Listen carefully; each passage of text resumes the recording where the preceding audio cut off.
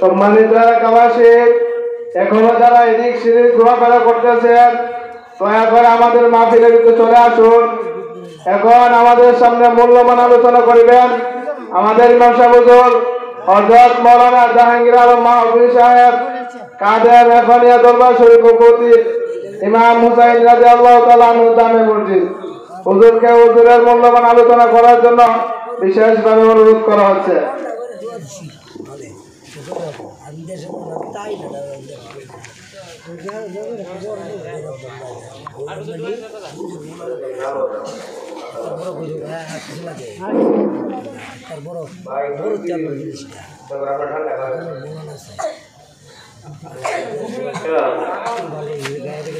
আসসালামু আলাইকুম ওয়া রাহমাতুল্লাহি ওয়া বারাকাতুহু।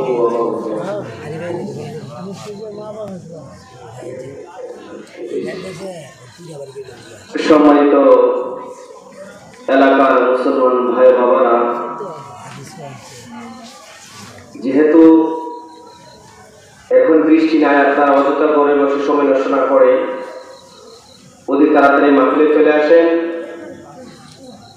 আর আমি আপনাদের এলাকার ইমাম সাহেব হিসেবে যাদের চার দোকান আছে তাদের প্রত্যেকের কদমে নিয়ে ছাদ থেকে বলি, আপনারা আজকে দরকার 2 থেকে 3 ঘন্টা পর্যন্ত আপনারা টেলিভিশনটা বন্ধ রাখবেন, 2 ঘন্টা বন্ধ রাখেন। আজকে শেষ মাহফিল দেওয়ার বড় হয় আর মাহফিল হবে ইনশাআল্লাহ আবার আলাদা হাইতে বছর আগামীতে। আপনারা এদিকে যদি পুরাতে না করে অতি তাড়াতাড়ি মাহফিলে চলে আসেন। আমি বেশি সময় নষ্ট করবো না, ইনশাআল্লাহ 15 থেকে 20 মিনিট বা আধা ঘন্টার ভিতরে আমি ম্যাক্সিমাম দিব। আমাদের বেশি ছুটি এসে গেছেন, যার জন্য আপনারা সকলেই পাগল। হযরত মাওলানা নাইমুদ্দিন আজমি সাহেব এসে গেছেন। আপনারা এদিকে যদি ঘোরাফেরা না করে অযথা সময় নষ্ট না করে মাহফিলে চলে আসেন। আপনারা মনে সবাই ভাবতেছেন যে আপনি সব মাইক করছো কিন্তু শেষ করো, ওরা জানবে না। ইনশাআল্লাহ আগে শেষ করে নেব, আসুন সবাই আস্তে আস্তে। الصلاة والسلام عليك يا رسول الله، الصلاة والسلام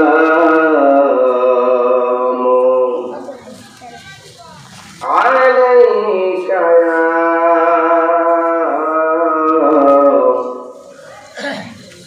حبيب الله، الصلاة والسلام عليك يا جد الحسين والحسين،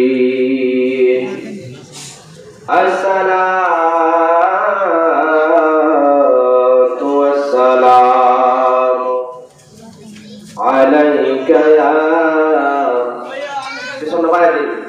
رحمة للعالمين، اللهم صل على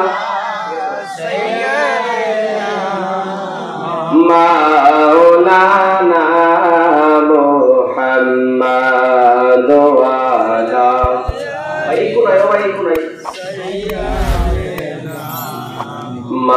مولانا محمد، اللهم صل على مولانا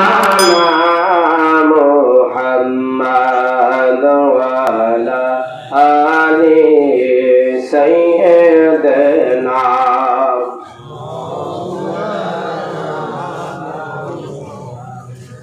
এই পৃথিবী যেমনি আছে তেমনি পরে রবে,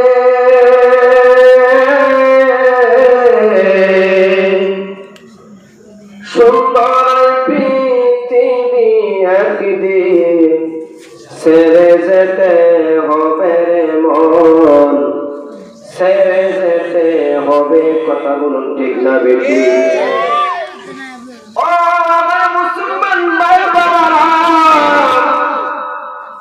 ও আমার পরদার আল্লাহ এই দুনিয়াটা চিরদিন থাকার জায়গা না, আমরা চিরদিন দুনিয়াতে থাকবো না। আল্লাহ পাক আমাদেরকে 60 থেকে 70 বছর হায়াত আমাদেরকে দিয়েছে। এই 70 বছর হায়াত আমাকে বিল্ডিং করে কি করে বিশ্বাস করে বিল্ডিং বাংলার পরে এই ঘরেতে শান্তি থাকার জন্য ঘরের মধ্যে ফ্যান ফিট করলাম। এরপরে আমাদের মনের মধ্যে শান্তি লাগে না, আমাদের শরীরের মধ্যে শান্তি লাগে না, সেই জন্য আমরা এসি লাগাইলাম, তারপরেও শান্তি লাগে না। কিন্তু আমাদের হায়াত মাত্র 50 থেকে 60 বছর বয়স। এই হায়াতের মধ্যে বাবারা দুনিয়ার মধ্যে শান্তি থাকার জন্য আমরা ঘর বানলাম, বিল্ডিং বানলাম। শান্তি থাকার জন্য আমাদের ছেলে যারা আছে তাদেরকে বাইরের জমিনে পাঠাইলাম টাকা দেওয়ার জন্য। টাকার মাধ্যমে আমরা কি করব? আমরা দোকান দিলাম, ব্যবসা খুললাম। ব্যবসা করার জন্য কিসের জন্য? ব্যবসা করে আমাদের কাছে টাকা আসবে, সেই টাকা দিয়ে আমরা আনন্দ ফুর্তি করব। কিন্তু আমার আল্লাহ পাক বলে, দুনিয়ার মানুষ, ও দুনিয়ার মানুষ, তোমরা শুনে রাখো, আমি মাওলা পাক 18,000 মাখলুকাতের মধ্যে 9,999টা জাত সৃষ্টি করেছি। প্রত্যেকটা জাতের পিছনে আমি আল্লাহ পাক এমন একটা গ্যারান্টি দিয়েছি। এখন বর্তমান জামানার মধ্যে যদি আমরা ভালো মোবাইল কিনতে চাই, ভালো টেলিভিশন কিনতে চাই, ভালো ফ্রিজ কিনতে চাই, আমাদের ওই ফ্রিজের পিছনে ওই টেলিভিশনের সাথে একটা গ্যারান্টি কার্ড দিয়ে দেয়। কিন্তু মাওলা পাক আমাদেরকে সৃষ্টি করার পিছনে যেমন একটা গ্যারান্টি কার্ড দিয়েছে, যেটা হলো কুল্লু নাফসিন যায়িকাতুল মাউত। চিৎকার মেরে বলুন আল্লাহু আকবার। ও আমার মুরব্বি বাবা, ও আমার যুবক ভাইরা, এই গ্যারান্টিটা আমাদের পিছনে দিয়ে দিয়েছে। আপনি চিন্তা করে দেখেন, আমার মাওলা পাক দুনিয়ার মধ্যে অনেক বাদশা পাঠিয়েছে, নমরুদ, ফেরাউন, এমনকি বাদশা সাদ্দাতকে আল্লাহ পাক দুনিয়াতে পাঠিয়েছে। কোন বাদশা দুনিয়ার জমিনে থাকে নাই, কোন বাদশা থাকতে পারে নাই। সমাজের মধ্যে আপনি নেতাগিরি করেন, গরিব মানুষকে আপনি অত্যাচার করেন, তাদের সাথে খারাপ ব্যবহার করেন, টাকার জোরে আপনি তাদের সাথে দুর্ব্যবহার করেন। কিন্তু আমার মাওলা পাক আপনাকে যেদিন ধরে ফেলবে, 1 সেকেন্ডের ভরসা পাওয়া যাবে না রে বাবারা। এই তো আমার মনে হয়ে গেল বাদশা সাদ্দাতের কথা। আমি ডানে বানে গেলাম না, যেহেতু আপনারা প্রত্যেকদিন আলোচনা শুনতেছেন, জুমার দিন আলোচনা শুনতেছেন, যেহেতু প্রত্যেকদিন বৃষ্টি হইতেছে, আমি বেশি সময় নষ্ট করব না। আমি 10 থেকে 15 মিনিট 20 মিনিটের ভিতরে আমি ম্যাচ ছেড়ে দিব। এই পরে বিশেষ হইতে এসে যাবে। আমি যে কথা বলতেছিলাম বাবারা, আল্লাহ পাক আপনাদেরকে ক্ষমতা দিয়েছে, সম্পদ দিয়েছে, টাকা দিয়েছে। সেই টাকার উপরে চিরদিন থাকবে না, সম্পদের উপরে চিরদিন থাকবে না, এই ক্ষমতা আপনার চিরদিন থাকবে না। আমার মাওলা পাক কত জীব জানোয়ার দুনিয়ার মধ্যে পাঠিয়েছে। হাতি এত বড় জানোয়ার, যে জানোয়ারের কানের ভিতরে যদি পিঁপড়া একবারে গিয়ে কামড় দিতে পারে, এই জানোয়ার পর্যন্ত নষ্ট হয়ে যায়। কথা বলুন ঠিক না বেঠি? বাদশা সাদ্দাত এমন একজন বাদশা ছিল, তার কোনো টাকার সমস্যা ছিল না, পয়সার সমস্যা ছিল না, ধন সম্পদের সমস্যা ছিল না। ওই বাদশা সাদ্দাত যে জান্নাত বানাইলো, 13,000 বিল্ডিং এর 13,000 তালার মধ্যে অসংখ্য মানুষ বসবাস করত।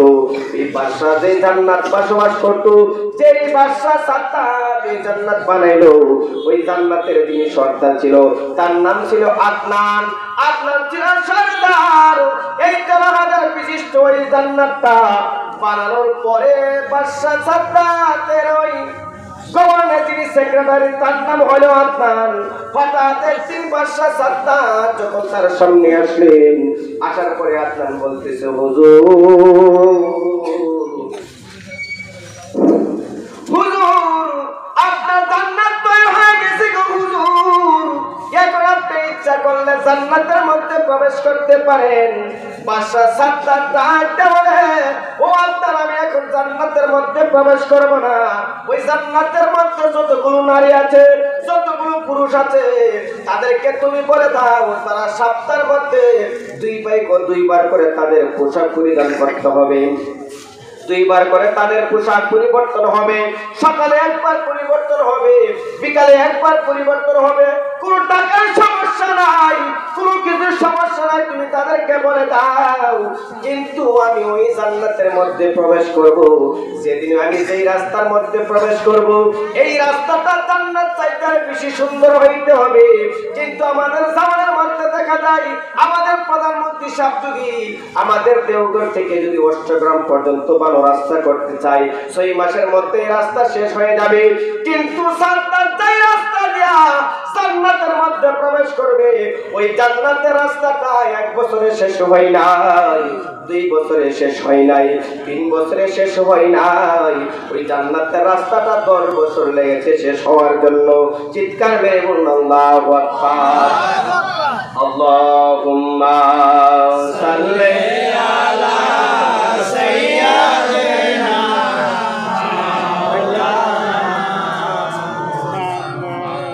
আলা আলি সাইয়্যিদিনা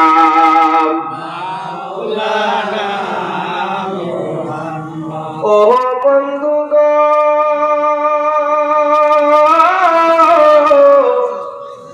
ওই জান্নাতের সরদার আপনার ডাকতে বলে, হুজুর আপনার রাস্তা সৃষ্টি হয়ে গেছে, আপনার রাস্তা আমরা বানিয়ে ফেলেছি, আপনি জান্নাতের মধ্যে প্রবেশ করতে পারবেন। বাদশা সাদ্দাত 10,000 সৈন্যদেরকে নিয়ে 9,994 জন টেনে গুরানি উনির পাশের মধ্যে লাইন ধরলেন এবং 6 জনকে সামনে দিলেন। এইভাবে যখন উনি জান্নাতের মধ্যে প্রবেশ করবে, এই জান্নাতকে বানাইতে 10 বছর লেগে গেছে। এত সুন্দর জান্নাত, আমরা শুনেছি জান্নাতের মধ্যে উট থাকে, পরি থাকবে, অনেক কিছু জান্নাতি মহিলা থাকবে। সেইভাবে সাদ্দাত জান্নাত, সেই জান্নাত বানাইলো। সেই জান্নাতের মধ্যে রমণী আছে, বৃক্ষ আছে, ফল আছে, সার কিছু আছে, সকল কিছু দিয়ে জান্নাত বানাইলো। ওই জান্নাতে ঢোকার জন্য যখন সাদ্দাত রওনা হয়ে গেল, যখন কিছু পথ অতিক্রম করলো রে বাবা, এমন সময় সামনে তাকায় দেখতেছে তার সামনে জান্নাতের গেটের সামনে একটা মহিলা কাপড় পরিধান করিত একজন বৃদ্ধ লোক ওই সাদ্দাত জান্নাতের সামনে যখন দাঁড়ায় রইলেন, সাদ্দাত তো রাগান্বিত হয়ে গেল। আমি এত বড় বাদশা, আমার কোনো টাকার সমস্যা নাই, পয়সার সমস্যা নাই, জমির কোনো সমস্যা নাই, আজকে আমি জান্নাতের মধ্যে প্রবেশ করব, জান্নাত আমি উদ্বোধন করব। আমার সামনে একটা ভিক্ষুক দাঁড়িয়ে আছে, গায়ের চুলগুলো এলমোড় দেখা যায়, গায়ের মধ্যে ভালো কোনো পোশাক দেখা যায় না। বলতেছে, এই পাগলা তোমার বাড়ি কোথায়? আজকে আমি জান্নাত উদ্বোধন করব, তুমি কেন আমার সামনে দাঁড়াইলা? তুমি আমার সামনে থেকে চলে যাও। পাগলা ডাক দেওয়ার সাদ্দাত রে, ও সাদ্দাত তুমি কি আমাকে চিনতে পারো নাই? না না, আমি আপনাকে চিনতে পারি নাই। আপনার পরিচয় কি? আমি এই মুহূর্তে জান্নাতের মধ্যে প্রবেশ করব, আপনি কেন আমার সামনে দাঁড়াইলেন? বলতেছে, আমি শুধু শুধু দাঁড়াই নাই, আমি তোমার সাথে সাক্ষাৎ করার জন্য এসেছি। আমি এমন একজন লোক, যদি তুমি আমার নাম শুনো তোমার মাথা নষ্ট হয়ে যাবে, এই মুহূর্তে তুমি দুমিনের মধ্যে পড়ে যাবে রে সাদ্দাত। আমার পরিচয় এখন আমি দিব না, কিন্তু তুমি জান্নাতে প্রবেশ করতে পারবা না যতক্ষণ পর্যন্ত আমার প্রশ্নের উত্তর না দিবা রে সাদ্দাত। আমি তোমাকে জান্নাতে প্রবেশ করার জন্য দেব না। সাদ্দাত হলো বাদশা লোক, এত বড় বাদশা রাগান্বিত হয়ে গেলেন। ডাকতে বলে, পাগলারি, ও পাগলা তোমার চুলগুলো আমার দেখা যায় গায়ের মধ্যে ময়লা পোশাক, তুমি আমি বাদশাকে দেখতেও তুমি আমাকে জান্নাতে প্রবেশ করে দরজা দিবে না। ওই আদনান তুমি এই মুহূর্তে পাগলাকে জান্নাতের দরজা থেকে সরে ফেলো। কিন্তু যখন আদনান ওই পাগলার সামনে দাঁড়াইলেন, পাগলার সবের রাগান্বিত দেখিয়া আদনান তোর সামনে দিকে অগ্রসর হতে পারে না, কিন্তু জান্নাতের মধ্যে সাদ্দাতও প্রবেশ করতে পারে না। বলতেছে আপনার পরিচয় কি, আপনি আমার পরিচয় দিন। পাগলা ডাক দিয়ে বলে সাদ্দাত রে, ও সাদ্দাত তুমি এখনো আমাকে চিনতে পারো নাই। তুমি তাকায় দেখো আমার পাটা হলো জমিনে, আমার পাটা হলো আসমানে। তুমি তাকায় দেখো রে সাদ্দাত, তুমি ভালোভাবে তাকায় দেখো আমি কি, আমার পরিচয় কি। আমি হইলাম মালাকুল মউত আজরাইল। চিৎকার মেরে বলুন আল্লাহু আকবার। আরেকটু জোরে বলুন ইয়া রাসূলুল্লাহ। এই পৃথিবী যেমনি আছে তেমনি পড়ে,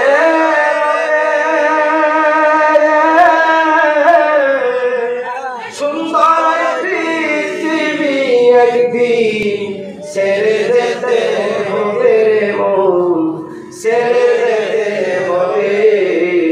ভাই বন্ধু আত্মীয় স্বজন যার যার পাবে আমার কেরাত ফেলে তারা চলে আসবে রে মন, তারা চলে আসবে। কথা বলুন ঠিক না বেটি? আপনার স্ত্রীকে আপনি একটু ভালোবাসেন, তাকে 90,000 টাকা দিয়ে স্বর্ণের গহনা বেড়াই দিলেন, রঙের বেরঙের আপনি শাড়ি পরাইলেন, বিবির জন্য বাজার থেকে বিভিন্ন জিনিস আনলেন। যখন আপনার মালাকুল মউত সামনে হাজির হয়ে যাবে, আপনার বিবি আপনার সাথে যাবে না, আপনার মা আপনার সাথে যাবে না, আপনার আদরের সন্তান আপনার সাথে যাবে না, কোনো মানুষ যাবে না রে বাবারা।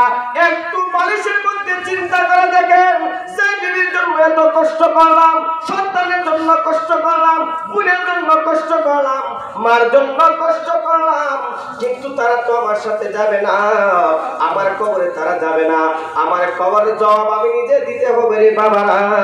সেই জন্য এখনো সময় আছে। 5 ওয়াক্ত নামাজ আল্লাহর দরবারে আল্লাহর কুদরতি কদরের মধ্যে সেজদা দেন। আমার মাওলা ডাক দেওয়ালে বান্দারি, ও বান্দা যখন তুমি ভুল স্বীকার করিয়া আমি মাওলা পাকের কুদরতি কদমের মধ্যে সেজদা দেও রে বান্দা, আমি মাওলা পাক এমন একটা খুশি হই, সেজদা দিতে দেরি হয়, আমি মাওলা পাক তোমার জিন্দেগির গুনাহ মাফ করতে দেরি করি না। সুবহানাল্লাহ। আরে তুমি ইয়া রাসূলুল্লাহ, আল্লাহ বলেন দুনিয়ার মানুষ লা তাকনাতু মির রাহমাতিল্লাহ, তুমি যতই পাপ পরিমাণ গুনাহ করতে পারো কিন্তু আমার রহমত থেকে নৈরাশ হইও না, নৈরাশ হলে আমি মাওলা পাক তোমাকে ক্ষমা করব না। তুমি মনের মধ্যে এরাদা রাখবা আমার মাওলা পাক ক্ষমা করতে পারে, কেমনে পারে করো না। আপনাদেরকে বলি, তারপরে আমি সাদ্দাতের কানের মধ্যে আসতেছি, কষ্ট হবে আপনাদের? আল্লাহর পয়গম্বর মুসা আল্লাহর দরবারে বেশি বেশি কথা বলেছে।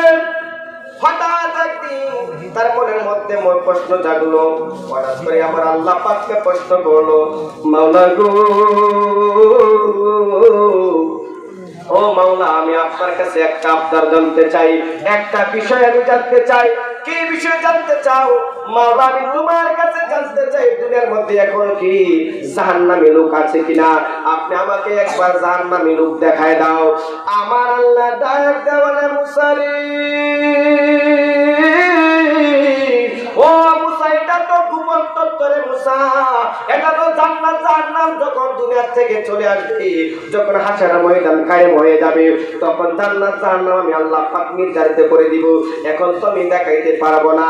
আল্লাহর পয়গম্বর মুসা আলাইহিস সালাম বলে, রব্বুল আলামিন তোমার কাছে তো হা শব্দ আছে না শব্দ নাই, আপনি আমাকে একটা জাহান্নামী লোক দেখাই দেন। আল্লাহ পাক বলতেছে ঠিক আছে, তুমি এমন একটা রাস্তার চতুর্পাশে রাস্তার মধ্যে তুমি দাঁড়াইবা, সর্বপ্রথম সেই লোকটাকে তুমি দেখবা রে মুসা, মনে করবা সেই লোকটাই জাহান্নামী। এই কথা বলার পরে শর্ট করে বলতে যে এত সময় শর্ট, যখন মুসা আলাইহিস সালাম সারা রাস্তার মধ্যে দাঁড়ালেন, হঠাৎ করে সর্বপ্রথম ফজরের নামাজের পরে এমন একটা লোক তার সামনে দিয়ে যাইতেছে, মুখ চেহারার মধ্যে মলিন দেখা যায়, বিস্তৃত চেহারা দেখা যায়। আল্লাহ পয়গম্বর মুসা আলাইহিস সালামের বুঝতে দেরি হইল না, উনি চিনে ফেলেছে লোকটা জাহান্নামী। হঠাৎ করে লোকটা যখন তার সামনে থেকে চলে গেল, বিকালবেলা আবার আল্লাহর দরবারে প্রশ্ন করলো, মাওলা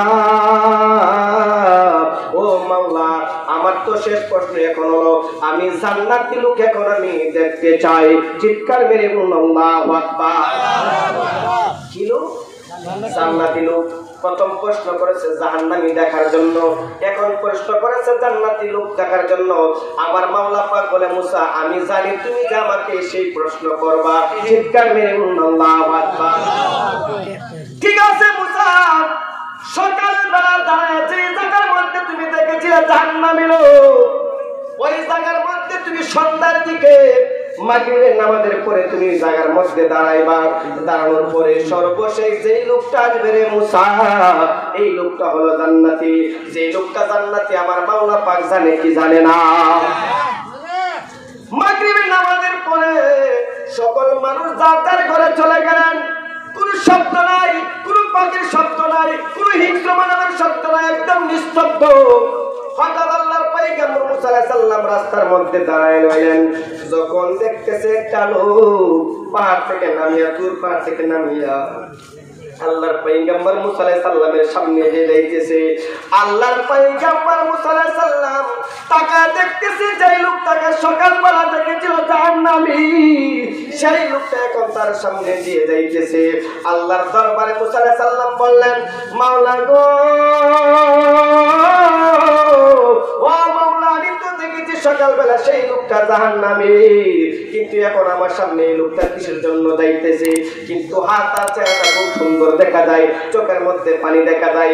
মাওলা আমি জানতে চাই এই লোকটা কিভাবে জান্নাতি হইবে? আপনি তো বলেন এই লোকটা জাহান্নামী। আমার আল্লাহ ডাকতে বলে, মুসা, মুসা রে, ও মুসা, তুমি আল্লাহ, আমি আল্লাহ পাককে চিনতে পারো নাই। আমি হইলাম গাফুর রহিম, আমি হইলাম রহমানুর রহিম, আমি হইলাম কুদ্দুসুম, আমি হইলাম রহমানুর রহিম। আমি আল্লাহ পাকের ভিতরে এমন মহব্বত আছে, আমি আল্লাহ পাক যখন ভালোবাসা সৃষ্টি করেছি, মহব্বত সৃষ্টি করেছি, আমি মাওলা পাকের কাছে 99 ভাগ ভালোবাসা রেখে দিয়েছি, আর 1 ভাগ ভালোবাসা মহব্বত আমি দুনিয়ার মধ্যে ছেড়ে দিয়েছি। চিৎকার মেরে বলুন আল্লাহু আকবার। ও মুসা, এই লোকটা যখন সকালবেলা তুর পাহাড়ের মধ্যে উঠলো রে মুসা, সেদার মধ্যে পুরিয়ারি মুসা এমন একটা কান্না দিয়েছি, ওরে গুনাহ খাতা যা কইরাছি সবই তোমার জানা গো আল্লাহ, কোন জনমের অপরাধী আমি মাওলা রে, কোন জনমের অপরাধী আমি বাবা রে।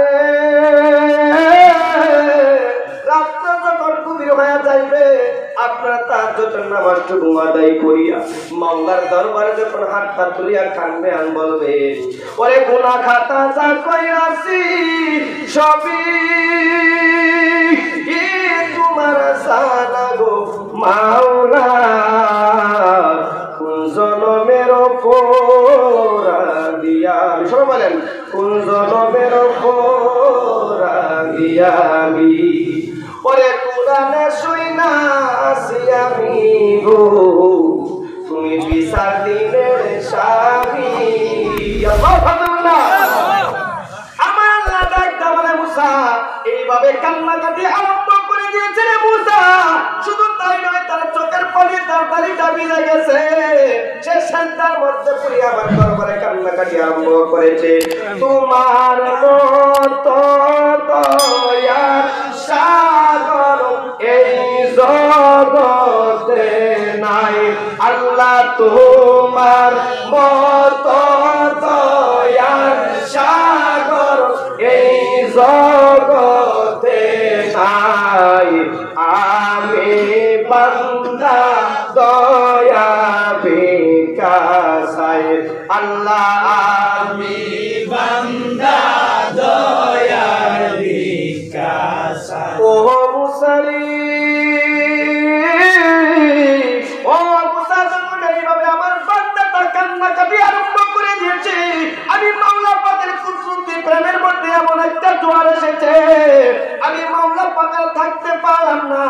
তার সারা জিন্দেগীর গুনাহ মাফ করে দিয়ে আমি মাওলা পাক তাকে কুলি হিসাবে কবুল করে ফেলেছি।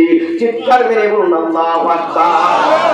আরেকটু ইয়া রাসূলুল্লাহ, আমরা কিয়ামত পর্যন্ত গুনাহ করতে পারি। আমার মাওলা পাক বলেছে লা তাকনাতু মির রাহমাতিল্লাহ। হে দুনিয়ার মানুষ, তুমি জিনা করো, পাপ করো, যাই কিছু করো, তখন আমি মাওলা পাকের রহমতের মধ্যে থাকিয়া তুমি তওবা করো, আমি মাওলা পাক তোমার জিন্দেগীর গুনাহ খাতা মাফ করে দিব। চিৎকার করে আল্লাহু আকবার। আল্লাহ পাক মাফ করতে পারে কি পারে না? মাফ করতে পারে কি পারে না? আমাদের মালিক কে? রিজিকের মালিক কে? গুনাহ মাফের মালিক কে? আপনি কিয়ামত পর্যন্ত গুনাহ করতে পারেন যদি অন্তরের মধ্যে রাসূল পাকের মহব্বত রাখিয়া আল্লাহ পাকের কুদরতি কদরের মধ্যে শ্রদ্ধা দিয়ে বলেন, রব্বুল আমিন আমি জিনা করেছি, পাপ করেছি, সুদ খেয়েছি, মিথ্যা বলেছি, সকল গুনাহ আছে, সকল গুনাহ আমি করেছি, মাওলা আমি এখন থেকে তওবা করলাম, জিন্দেগিতে আর গুনাহ করব না। আমার মাওলা পাক বলে, যখন আমার বান্দাটা আমার কাছে তওবা করে আমি মাওলা পাক লজ্জিত হয়ে যাই, সাথে সাথে তার জিন্দেগির গুনাহ মাফ করে দেখুন। আল্লাহু আকবার। আমরা আল্লাহর কাছে মাফ চাইতে চাই, চাইতে চাই কি চাই না? চাই। জীবন পাই কি চাই কি চাই না? চাই। বন্ধুরা বাবারা, যেই কথা আমি বলেছিলাম সাদ্দাতের সামনে খেলা যিনি, সাদ্দাতের সামনে মালাকুল মউত হাজির। আমার আল্লাহ পাক বলতেছে মালাকুল মউত আজরাইল, তুমি এই মুহূর্তে সাদ্দাতের জানটা তুমি কবজ করে ফেলো। আল্লাহর ফেরেশতা হযরত জিবরাইল আলাইহিস সালাম দাহাব দেওয়ালে মাওলারি, ও মাওলা, কিন্তু আমার জিন্দেগিতে আমি অনেক মানুষের জান কবজ করেছি গো মাওলা, কিন্তু সাদ্দাতের সামনে যখন দাঁড়াইলাম কেন যেন আমার একটা মায়া মায়া ভাব লাগতেছে। আমরা যারা বাইরে আছে তোমার পাইবো কিভাবে? তোমার মধ্যে মায়া থাকার কথা নয়, ভালোবাসার কথা নয়, ইউটিউবে মাইসে আমি ভিডিও করি।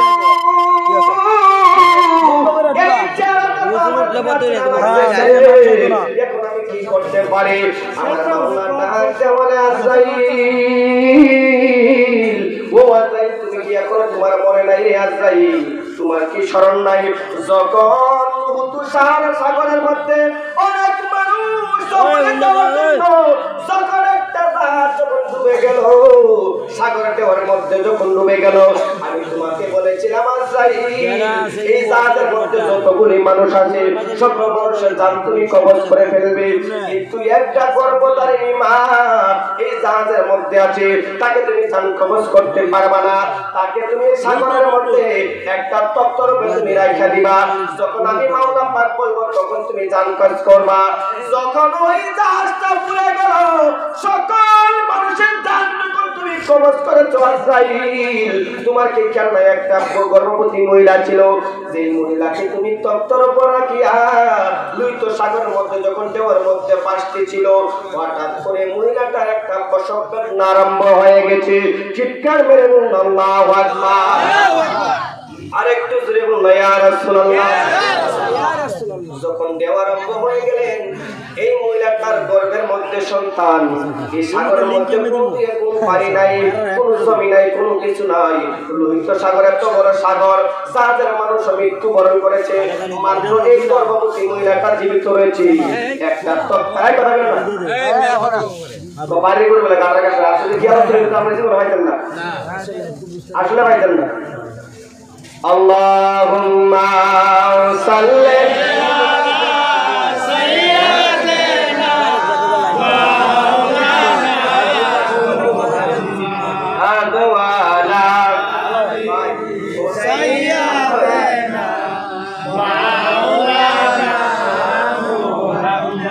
আমি আসলে আপনাদেরকে কষ্ট দিব না, আর আমি আলোচনা করে আপনার আলোচনা পাইতে দিয়েছে, আমি এলাকার বেশি মূল্য নাই। এই দাওয়াতি মেহমান আছে, আর আরো সুন্দর আলোচনা করবে, কোনো সমস্যা না, আমার চাকরি সুন্দর আলোচনা করবে, কিন্তু আমার হক যে আমার কিন্তু বলতে হবে, বুঝলি না? এক কথা বলে তাই বেটি ব্যাগ মরছে, বেটি মারল হলো না, টানলে কি না জায়গা পাইতাম না। কিন্তু আমার এলাকা কিন্তু আমার খুব মহব্বত করে, আমার যদি দাওয়াত না হবে তারপর আমার থাকতে পারি না আমার মহল্লার মাঝে, ঠিক নেই? ঠিক না? আমার যদি এলাকার মধ্যে দাওয়াত না দেয় তারপর আমার থাকতে পারি, আমার কর্তব্য আমার মহল্লার মাঝে, আমার অধিকার কিন্তু বেশি, ঠিক নেই? আমার কিন্তু অধিকার কিন্তু বেশি, ঠিক না? সেই জন্য আমি আপনাদের কষ্ট করে আপনারা জুমার দিন আলোচনা শুনেন। আজকে 15 তারিখ থেকে ধরে এই পর্যন্ত মাহফিল করতেছি, বলার অর্থ কিন্তু ভালো না। এরপরে কিন্তু আমাদের যে হুজুর আসছে রেস্টিং আছে, এই জন্য আপনাদেরকে বসানো রাখার জন্য একটু চেষ্টা করতেছি। পর্যন্ত ইনশাল্লাহ খারাপ লাগে, ইনশাল্লাহ লাগছে হুজুর আসবে, কোনো সমস্যা নাই। যখন এই কথা বললেন লোহিত সাগরের মধ্যে গর্ভবতী মহিলা, ঠিক আছে এখন ঠিক আছে, খান একটা খাওয়া বাংলার ইনশাল্লাহ। এই তত্ত্বের মধ্যে গর্ভবতী মহিলা সাগরের মধ্যে ঢেউ খেলতেছে, গর্ভের মধ্যে সন্তান প্রসব বেদনা আরম্ভ হয়ে গেল। এই মুহূর্তে যখন একটা সন্তান ভূমিষ্ঠ হয়ে গেল, মাওলা ডাকতে বলে আজরাইল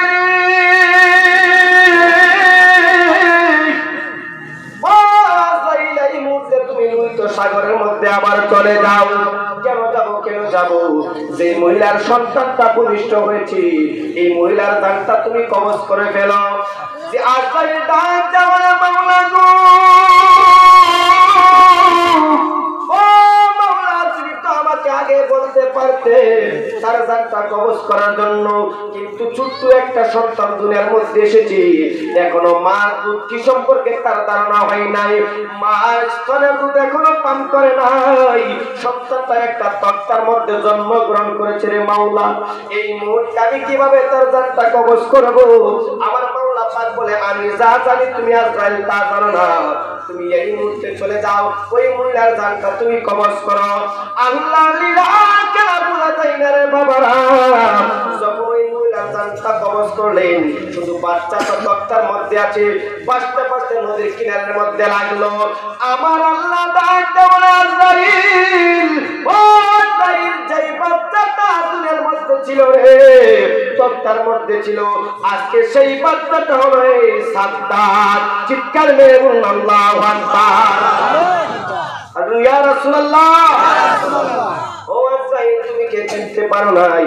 যে বাচ্চাটাকে আমি নদীর মধ্যে মারি নাই, তাকে সাগরের মধ্যে আমি ভাসিয়ে দিয়েছিলাম, নদীর পাড়ে গিয়ে লেগেছিল, আমি তোমাকে বলি নাই জান কবজ করার জন্য। এই ছেলেটা হলো সাদ্দাত। আজকে সাদ্দাত জান্নাত সৃষ্টি করেছে, আমার সাথে লড়াই করেছে। আমি মাওলা পাক ভালোভাবে জানি, কিন্তু আমি মাওলা পাক সকলকে সুযোগ দেই, আমি মাওলা পাক তাদেরকে ছাড় দেই, আমি তাদেরকে ছেড়ে দেই কিন্তু ছাড় দেই না। আমি মাওলা পাক যেদিন মানুষকে আমি দরবারে আজরাইল, সেদিন কোনো মানুষের কোনো অস্তিত্ব থাকবে না। আমি সাদ্দাতকে সুযোগ দিয়েছি, সে জান্নাত বানাইছে, জান্নাতের মধ্যে মহিলা দিয়েছে, 13,000 ফুটা বানাইছে, এক এক ফুটার মধ্যে অনেক বড় বড় সুন্দর রূপসী দিয়েছে আনন্দ করার জন্য, কিন্তু তাকে জান্নাতে প্রবেশ করার মধ্যে দেওয়া যাবে না। তাই পুরা থেকে জমিনের মধ্যে পা লাগাইতে পারবে না, পাথরের মধ্যে পা লাগার আগে আগে আজরাইল তার জানটা তুমি কবজ করে ফেলবে। চিৎকার মেরে বলুন আল্লাহু আকবার। আল্লাহ পাক আমাদের জান কবজ করতে পারে কি পারে না? ক্ষমতা কি ভাই চিরদিন থাকবে? আজকে আমি টাকার বড়াই দেখাইতেছি, জমি বড়াই দেখাইতেছি, মনে করেন যে আমার মা অসুস্থ, আমার বাবা অসুস্থ, অনেক মানুষ অসুস্থ, অনেক মানুষ আছে দেখবেন ছোট ভাই আছে, ছোট মানুষ, তার বয়স মাত্র 8 বছর বয়স, সেই সম্পদ সম্বন্ধে কিছু জানে না। তাকে ঠকানোর জন্য অনেক বড় ভাই কিন্তু মা বাবার কাছ থেকে সম্পদটা হারায় না, এই বাইকে কিন্তু সম্পদ হারা করে কি করে না? এই জবাব দিয়ে কিন্তু মাওলার দরবারে দিতে হবে। আমি আলোচনা করতেছি মানা না মানা আপনাদের ব্যাপার, কিন্তু যেটা হক আমার বলতে হবে। কথা বলুন ঠিক না বেশি?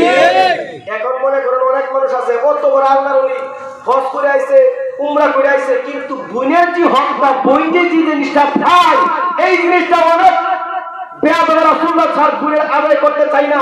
বুন মনে করেন আমরা যারা পাই আছি, বাবার সম্পদ থেকে 3 ভাগের 4 ভাগের 1/3 ভাগ কিন্তু সন্তানরা ছেলে সন্তান পায়, 1 ভাগ কিন্তু মেয়েরা পায়। এরপরে অনেক মানুষ আছে বোনকে সম্পদ দিতে চাই না, আসেনি মানুষ? আসেনি? তুমি কিয়ামত পর্যন্ত হজ করবা, যাকাত দিবা, মাহফিল করবা, ফিতরা দিবা, গুরু জমা করে সারা এলাকার মানুষকে খাওয়াইবা, কিন্তু বোনের হক যদি তুমি আদায় না করো, কিয়ামত পর্যন্ত নামাজ পড়তে পারো, মাওলার দরবারে তোমার সিজদা কবুল হবে না। কথা বলুন ঠিক না ঠিক?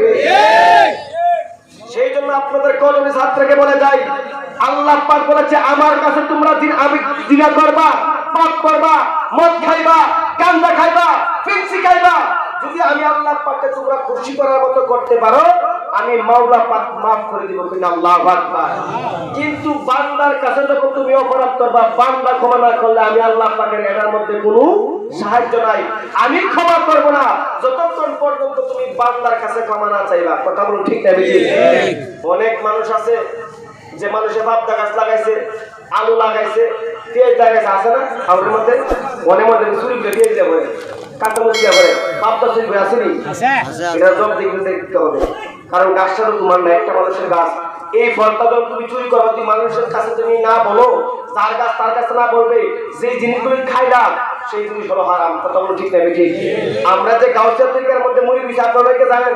গাউসে পাক আব্দুল কাদের জিলানী গেলেন আব্বা একটা ফল খেয়েছিল, সেই ফলের ক্ষমা দেওয়ার জন্য উনি 36 বছর গোলামি করার পরে গাউসে পাক আব্দুল কাদের জিলানী গেলেন আম্মাকে পেয়েছে। আল্লাহু আকবার।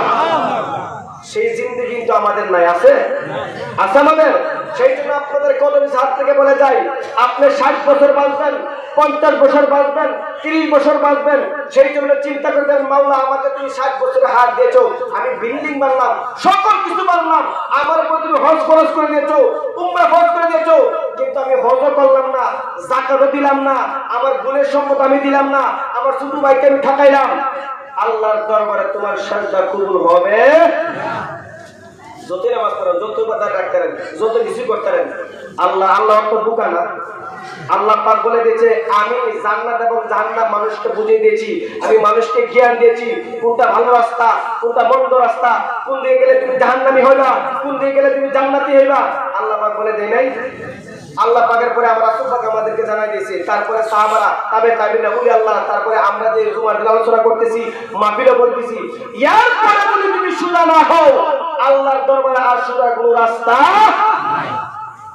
বন্ধুরা বাবারা, যেই কথা বলতেছিলাম, এই সাজ্জাদের সামনে মালাকুল মউত হাজির হয়ে গেলেন। ওই সাজ্জাদ বলতেছে মালাকুল মউত আজরাইল, তোমার কাছে আমি ক্ষমা চাই, তুমি আমাকে শুধু আমি জান্নাতের মধ্যে প্রবেশ করব, ডান দিকে তাকাইবো বাম দিকে তাকাইবো, আমাকে শুধু এই সুযোগটা দাও। আর বলে সাজ্জাদ রে, ও সাজ্জাদ তুমি যেই জান্নাতের মালিক হই না, এই জান্নাতের সর্দার হলো আদনান। আদনান তোমার গোলামি করে তুমি যেইভাবে বলবা সেইভাবে চলবে, কিন্তু আমি আমার একজনের গোলামি করি রে সাজ্জাদ, এক সেকেন্ডের সময় আমি আল্লাহ পাক আমাকে দিবে না। আমি এমন একজন মালাকুল মাউত, আমার সামনে কোনো সেকেন্ডের কোনো সময় নাই। তুমি পাথরের মধ্যে পা রাখতে দিতে হবে, তোমার পাতা পাথরের মধ্যে রাখতে দিব না, এই মুহূর্তে তোমার জানটা কবজ করে ফেলবো। সাজ্জাদের শরীরের মধ্যে এমন থরথর করে কাঁপ এসে গেল, ডাকতে বলে মাওলা, ও আমি তোমাকে চিনতে পারি নাই, তোমার সাথে আমি বেঈমানি করেছি, তোমার ইবাদত আমি করি নাই, তোমার জিকির আমি করি নাই, তোমার সাথে বেঈমানি করে আমি নিজে জান্নাত বানাইছি, তুমি আমাকে সুযোগ দিয়েছো রে মাওলা, কিন্তু আরেকটা সুযোগ দাও গো মাওলা, আমি যাতে আমার জান্নাতের মধ্যে প্রবেশ করতে পারি। আমি আপনাদের কাছে জানতে চাই, আমার মাওলা পাকের কাছে যেটা ডিক্লেয়ার হয়ে যায় সেটা কি কোনো পরিবর্তনের কোনো সুযোগ আছে নি? সুযোগ আছে? দেখেন অনেক মানুষ, আপনারা তো বিভিন্ন জায়গার মধ্যে যান, গাড়ি সিগন্যাল মানুষ মরণ দেখছেন আমরা রাখি, ওই আমি দেখছি। আল্লাহু আকবার। মনে করেন গাড়ি চাক্কাটাতে যায় উজুর দেয়, ফেটার উজুর দেয়, ডাইরেক্ট বাড়ি গেছে, এটা তো একটা মরণ। অনেক মানুষের কল্লা আলাদা হয়ে যায়, এটা কিন্তু একটা মরণ। অনেক মানুষের হঠাৎ করে স্ট্রোক করে মারা যায়, এটা একটা মরণ। কিন্তু আল্লাহ পাক কিন্তু বলতেছে বান্দা তুমি যাই কিছু করো, আমি আল্লাহ পাকের কোনো কিন্তু দোষ নাই। তোমার স্ট্রোক দিয়ে মারুন, গাড়ি অ্যাক্সিডেন্ট দিয়ে মারুন, তোমাকে গুরু ভাগ দিয়ে মারবো, মানুষের ঝগড়া করার মতো মারবো, কিন্তু আমি আল্লাহ পাক খুশি হই না। কারণ হলো আমি এমন একটা সিস্টেম করেছি যে গুরু তোমাকে ভাগ দিয়ে মারে, দোষী কার? গুরু। গাড়ি অ্যাক্সিডেন্টে বললে দোষী কার? গাড়ির। আমার মাওলা পাকের কোনো দোষ নেই, কিন্তু আমরা মাওলা পাক বলেছে আইনা মা তাকুলু ইউদরিকুল মাউতা ওয়ালা কুনতু ফি বুরুজিন মুশাইয়াদা, তুমি জমিনে মরতে পারো, বাইরে মরতে পারো, গাঙ্গে মরতে পারো, পানি মরতে পারো, কিন্তু কুল্লু নাফসিন যায়িকাতুল মাউত, প্রত্যেক প্রাণীকে মৃত্যু স্বাদ গ্রহণ করতে হবে। কথা বলুন ঠিক না ঠিক? এখন মনে করেন আপনি লাখ 12 ঘন্টা নামাজ পড়বেন, ওয়াজ শুনলেন, কিন্তু আজকে আপনার 15 তারিখ থেকে 6 থেকে 7টা মাহফিল হয়েছে এলাকার মধ্যে। ফজরের সময় আমি সহ আমার মুসল্লি সহ আমরা 10 থেকে 15 জন মুসল্লি মসজিদে ফজরের নামাজ আর মানুষ নাই, কিন্তু মাহফিলের মধ্যে অনেক মানুষ কিন্তু হয়। আচ্ছা মাহফিলটা কি সুন্নত না ফরজ? সুন্নত না ফরজ না, নফল আপনার পড়লে সব না পড়লে কোনো গুনাহ হবে না। নামাজ কিন্তু কি? নামাজ কি? আরো জোরে জোরে বলো। আল্লাহ পাক নামাজ ফরজ করে দিয়েছে, কিন্তু সারা রাত যদি আপনি ইবাদত করলেন, তাসবিহ তাহলিল করলেন, নামাজ পড়লেন, সকল কিছু করলেন, আমার রাসূল পাক কি বলে জানেননি? আমি বলবো কথাটা।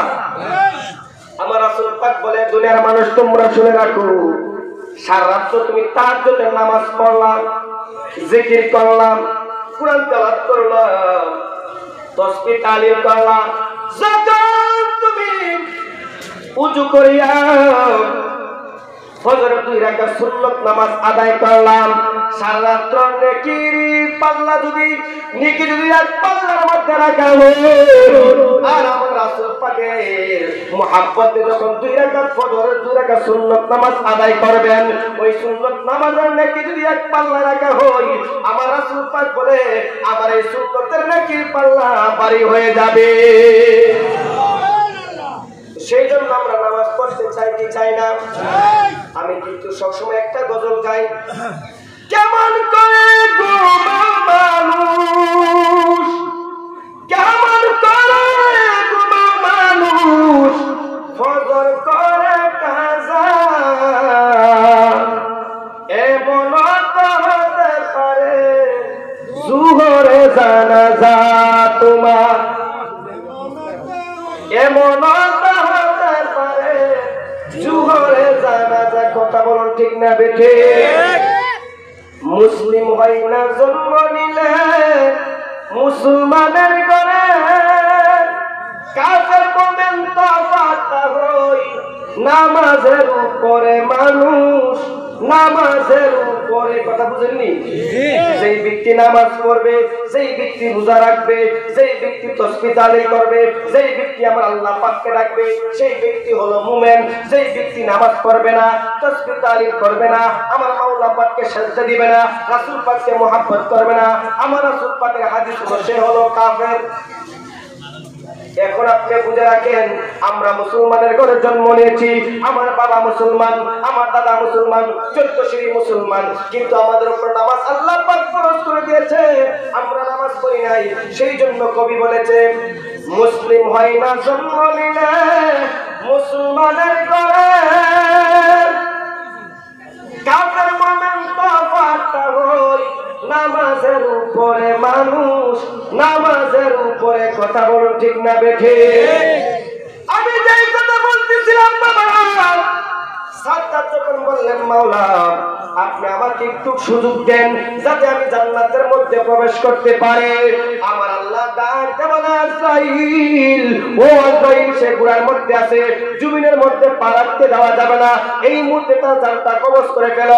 আল্লাহর কথা শুনিয়া আজরাইল সাথে সাথে সাদ্দাতের সামনে দাঁড়ায়া, আজরাইল যখন তার জানটার মধ্যে থাবাদা ধরলেন, রূহকে থাবাদা ধরলেন, সাথে সাথে এত বড় বাদশা, এত সম্পদের মালিক, এত টাকার মালিক, সাথে সাথে জমিনের মধ্যে পড়ে গেছে।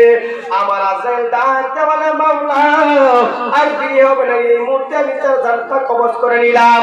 চিৎকার মেরে বললাম, আল্লাহু আকবার। ও বন্ধুরে, এত বড় বাদশা সাদ্দাত, যেই সাদ্দাত জান্নাত বানাইলো, এই সাদ্দাতের জানটা যদি মালাকুল মউত নিতে পারে, কোন সেকেন্ডের কোন সময় দেয় নাই, তাহলে আমরা যে এত গুনাহগার হইলাম, আমরা এত পাপী হইলাম, আমাদের কোন সময় লাগবে না? সময় লাগবে? সেই জন্য আপনাদের কদমে ইসলামী বলে যাই, আল্লাহ পাক আমাদেরকে 5 ওয়াক্ত নামাজ ফরজ করে দিয়েছে। সামনে রমজান আসতেছে, আমরা সকল মানুষ রোজা রাখতে চাই কি চাই না? সামনে রোজার মধ্যে দেখবেন এর মধ্যে মা বোনেরা পর্দা করে, রমজানের মধ্যে আমরা পুরুষ বাইরের পর্দা করে না, আসেনি? বুঝিনি ওরা, বুঝি না ওটা, এমনি কিন্তু মা বোনেরা পর্দা করে। রমজান আইলে আমাদের অনেক বয়স চেহারা খুব পর্দাশীল, চতুর্দিকে কাপড় দেয়া এটাতে চা খাইবো সিগারেট খাইবো তাহলে মানে মানুষ দেয় না আল্লাহ দেয় না আসেনি মানে অন্য সময় 11 মাসে মহিলাদের পর্দা আর রমজানে পুরুষের পর্দা ঠিক নেই আল্লাহ সাইজ করুন রে তোরা রে কানা ফেরাচ্ছে কানা হাত কাটলে ফেরাচ্ছে যেতে পারে নেওয়ার পর টাকা পারা বেতন পাইবি আমি আল্লাহ পাক রোজা ফরজ করে দিয়েছি রোজা না রাখা আমাদের কোনো ডিস্ট্রিক্টের সমস্যা আমার তো গ্যাস হবে না কিন্তু রোজা রাখতে পারি না রোজা বুঝে রাখতে পারতাম এই সময়টা বাইরে এক রোজা লেগে লাগে আরে গ্যাস্ট্রিক তো বই বৈজ্ঞানিকরা বলেছে যেই ব্যক্তি রোজা রাখে আমার মাওলা যেই ব্যক্তি রোজা রাখে রোজার কারণে যে শরীরের মধ্যে যে জীবাণুগুলো আছে এই জীবাণুগুলোর সাথে সাথে মনে যায় রোজার কারণে আল্লাহু আকবার রোজা আমাদের জন্য ফরজ করে দিয়েছে আমরা রোজা রাখতে চাই কি চাই না কে কে চাই না কে কে চাই না কে কে চাই না চাই কে নারে তাকবীর নারে রিসালাত আহলে সুন্নাত ওয়াল জামাত সবাই বলেন মারহাবা গলা খোলা গেছে অবস্থা খারাপ গলা আসলে বলা যাবে খুব কষ্ট হয়েছে আমার বর্তমানে আজকে আমি আরো বছর বুঝতে পারছি আমি কত কিছু খুব ব্যথা করতেছে বলে না এরপরে কি করবো হুজুর আসার কারণে আলোচনা করতেছি এখন আমরা রোজা রাখতে চাই কি চাই না রোজা আমাদের জন্য সুন্নত না ফরজ ফরজ এবং আমাদের মসজিদে মনে করে খতম তারাবি পড়া হবে আপনারা সকলে খতম তারাবি পড়েন মধ্যে কি লাভ হবে আমরা কোনোদিন আলিফ বা পড়ছি না সূরা পড়ছি না আমরা কোনো কিছু জানি না যেই ব্যক্তি খতম তারাবির মধ্যে শরীক হবে আমার মাওলা পাক বলে যেই ব্যক্তি কোরআন তেলাওয়াত করবে 30 পারা মস্ত করে যেই সওয়াব পাইবো আর যেই ব্যক্তি শুনবে সমান সমান সওয়াব পাইবে আল্লাহু আকবার আরে ইয়া রাসূলুল্লাহ ইয়া রাসূলুল্লাহ কোরআনটা খারবানি কোরআনটা খারবানি কিন্তু দেখেন আমরা কেমন নবীর উম্মত হইলাম আমার নবী মদিনায় গেছে কোরআন মদিনায় গেছে আমার রাসূল পাক হেরায় গয়ে গেছে কোরআন হেরায় গয়ে গেছে আমার রাসূল পাক মক্কায় ছিল কোরআন মক্কায় ছিল আমার রাসূল পাক যেখানে সেখানে কোরআন যেখানে সেখানে আমার নবী নয় কথা বলো ঠিক হবে ঠিক সেই জন্য আল্লাহ পাক নামাজের মধ্যে আমার রাসূল পাকের শান দিয়েছে আযান দিয়েছে একামত দিয়েছে এই রাসূল পাককে যখন আপনি বেশি মহব্বত করবেন অন্তরের মধ্যে রাখবেন ভালোবাসবেন এই ভালোবাসার কারণে আমার মাওলা পাক আপনার জীবনের গুনাহ maaf করতে পারে কি পারে না জরুর পারে কি পারে না আর ওই নবীর প্রেমিক ছিল হযরত ওয়াসআল কুরনি আপনি ঘটনা জানেন ওয়াসআল কুরনি কিন্তু শরীয়তের দৃষ্টিতে আমার রাসূল পাককে কিন্তু দেখে নাই এরপর আমার রাসূল পাকের জুব্বা মোরা কিন্তু ওয়াসআল পেয়েছে কেন পেয়েছে আমার রাসূল পাকের অসংখ্য সাহাবী ছিল কিন্তু কোনো সাহাবী পাই নাই কারণ ওয়াসআলের সাথে ওয়াসআল কুরনির সাথে আমার রাসূল পাকের একটা প্রেমের কানেকশন ছিল আল্লাহু আকবার সাপের বিজারিলে নামে প্রেমের বিষয় উজান ভাই উজা বান্দনাই রে সাতো সাইরা প্রেমের বিষ্ণামাই সখী তোমরা ধরো সখী তোমরা ধরো পুইরা আমি হইলাম সাইরি পুইরা আমি হইলাম সাই মনের দুঃখ রইয়া মনে গো কান্দিয়ার ঘুরে বেড়াই আল্লাহ আল্লাহ আল্লাহ আল্লাহ আল্লাহ আল্লাহ আল্লাহ আল্লাহ নারে তাকবীর নারে রিসালাত বিশ্বনবীর আগমন এই মাহফিলের পক্ষ থেকে সবাই বলেন মারহাবা এই যে আপনাদের আদি সবাই শিখেছেন আমি দেখছি মাগরিব থেকে সমস্ত এই যে আমাদের এই সাবধানের মধ্যে কিছু আলোচনা লাগাইছেন খুব ভালো লাগে আপনার বসে আমার তো বললাম আমরা